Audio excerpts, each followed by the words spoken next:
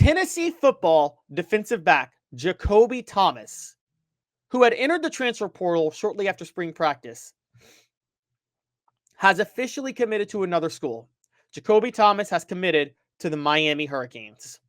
I typically don't talk about players and where they committed to that often on this show because I don't think it's as big of a deal as it is when they hit the portal themselves. However, I thought Jacobe Thomas was pulling a Mike Matthews or Ricky Gibson III, where he was hitting the portal to hold out for more money and coming back, because Jacobe Thomas seemed locked in to be able to start at safety this year for the Vols. That's especially true with Christian Harrison entering the portal. It seemed that was why Christian Harrison entered the portal, by the way, and Christian Harrison has committed elsewhere to this point. So Jacobe Thomas committing elsewhere is a big shock. I've already talked a lot about Tennessee's NIL funds. Are they worse off than we think?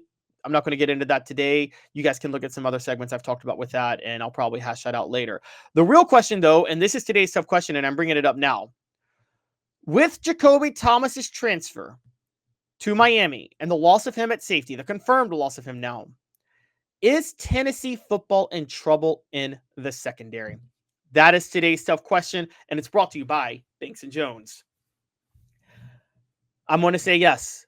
Tennessee is in trouble in the secondary, and it's the poll question up right now, too, by the way. We have the poll question up. Tennessee football defensive back Jacobe Thomas commits to Miami. What does this mean for the Vols secondary? Trouble without more help? They're fine. As of right now, Tennessee secondary is in trouble. There's just no way around it, okay? Tennessee secondary, there is no way you can make the case that their secondary sorry, I hit a wrong button real quick. There's no way you can make the case that the secondary is where it needs to be. Jermon McCoy is coming off an ACL tear. So Tennessee had to spend money to get another cornerback in Colton Hood, who's a big pickup from Colorado. Okay? Hood and Ricky Gibson III will help out. And when McCoy gets healthy, that'll be even better for them. But that's 3 cornerbacks. Boo Carter's playing nickel.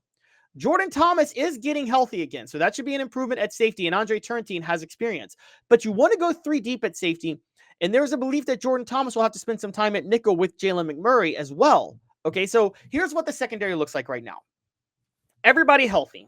I don't think there's full-on starters in the secondary. I think it's a rotation of 3 guys playing 2 positions. Or 2 guys playing 1 position. So let me explain what I mean. The 2 cornerback spots are going to be Jermon McCoy, Colton Hood, and Ricky Gibson III. Okay. I think they'll alternate. It'll be between those 3 playing the 2 spots, Hood and Gibson at the start, because I don't think McCoy is going to be 100% in September, even if they do expect him back.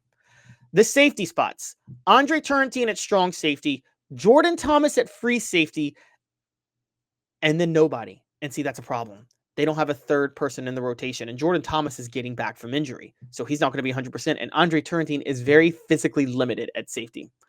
Nickel is going to be Boo Carter and Jalen McMurray. They needed another safety.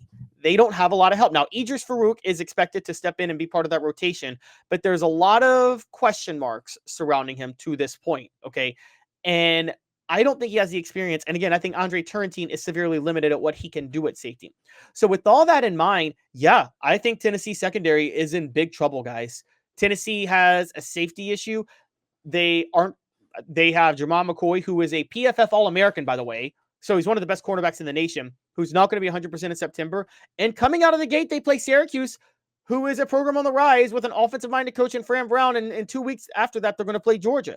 So yeah, no, Tennessee secondary has a big issue. They are in trouble unless they add more help. And they need to add more help fast, okay? Because truth be told, let's talk about this for a minute. The secondary, if Tennessee's offense is doing what it wants to do, is going to have a lot more pressure on it.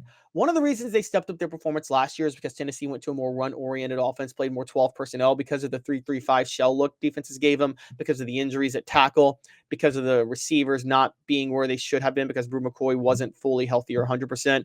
I mean, so many different reasons, and also because Dylan Sampson was just a great running back and the interior blocking was very good, and also because Nico Imaliava was young and in his first year starting. All of that is why they did a lot more 12 personnel, and they played a little bit more ball control than they typically do, which helped the secondary look better than it usually does. They're going to have more pressure on them this year if they can get the passing game back to where they want it to be. They're going to have to rotate guys more. They don't have guys to rotate that much, particularly at safety. So I'll say this. The cornerbacks are fine. even with Jamal McCoy not fully healthy, getting Colton Hood is a huge boost. They should be fine there. The safety and nickel, not so much, because you have to move Jordan Thomas back over to safety, and you have to have Jalen McMurray alternate with Boo Carter at nickel, which will be fine. But Boo Carter, again, is going to get time on offense. So in general, they have some issues at the non-cornerback spots. Safety is a problem. There are severe physical limitations at safety, and that is why, yes, the secondary is in trouble. Today's tough question brought to you by Banks & Jones, Tennessee's trial attorney. Play to win. Why settle? Banks & Jones, led by T. Scott Jones, banksandjones.com. Why Banks & Jones? Well, it's because they're Tennessee's trial attorney. You can play to win with Banks & Jones because they'll go to trial. You've heard of other lawyers. They say they'll go to trial and fight for you. They won't. They just want to settle. That's the easiest way out. Well, that's not Banks & Jones, led by T. Scott Jones. They won't settle. They'll go to trial for you. Tennessee's trial attorney. They play to win. Truly Tennessee's trial attorney when it comes to criminal defense or personal injury. Why settle? It's Banks & Jones. T. Scott. The poll question: Tennessee football defensive back Jacobe Thomas commits to Miami. What does that mean for the Vols secondary? It looks like most of you guys disagree with me, although it is slight difference. 60% say they're fine. 40% say trouble without more help. I'm with the 40%. The secondary is in trouble without more help. And I'm sorry to be negative on this, but look, last year, Tennessee went with Christian Harrison and Andre Turrentine. To their credit on that, the secondary wasn't bad last year with those guys at safety, but they were limited. So when Jamal McCoy was getting needed help covering elite receivers, as he did against Georgia or Ohio State, the safeties were not able to provide the help that was necessary. This upcoming year, Jamal McCoy is not going to be 100%. Again, Colton Hood is a solid fill-in at cornerback along with Ricky Gibson III. But neither one of them is able to shut down one side of the field. So the safeties are going to be much more prominent and much more needed this year than they were last year. And Andre Turrentine's physical limitations is going to make that hard, okay? Idris Farouk's lack of experience is going to make that hard. Jordan Thomas coming back from injury is going to make that hard. The secondary, the safeties in particular, are going to be a big weakness, and that puts the secondary in trouble as a whole because Jamal McCoy will not be 100% at the start of the season. Now, when October comes, if Jamal McCoy is 100% healthy by October, which is strongly possible, throw this out the window. Now, but again, I don't even know if that's going to be the case because he's got to not just get back fully healthy, but then he's got to get fully back into football shape and adjust to what it's like being fully healthy again. So with all that in mind, he may not be 100% the whole year, guys. Tennessee, as a result, has to go the transfer portal route. They have to go add more talent in the transfer portal right now. There are other safeties available, and truth be told, there is just no way that they can not add another defensive back in the transfer portal. I think if they do, they are in really, really, really big trouble. And I honestly think that Tennessee, if they don't add another safety, you could start seeing what you saw a couple of years ago at Tennessee, where, I mean, through 2023, where the secondary was just a disaster. So look, with all that in mind, Tennessee has a big issue on its hand in the secondary right now, guys. I'm sorry, they do. They have to sit there and address the safety position early.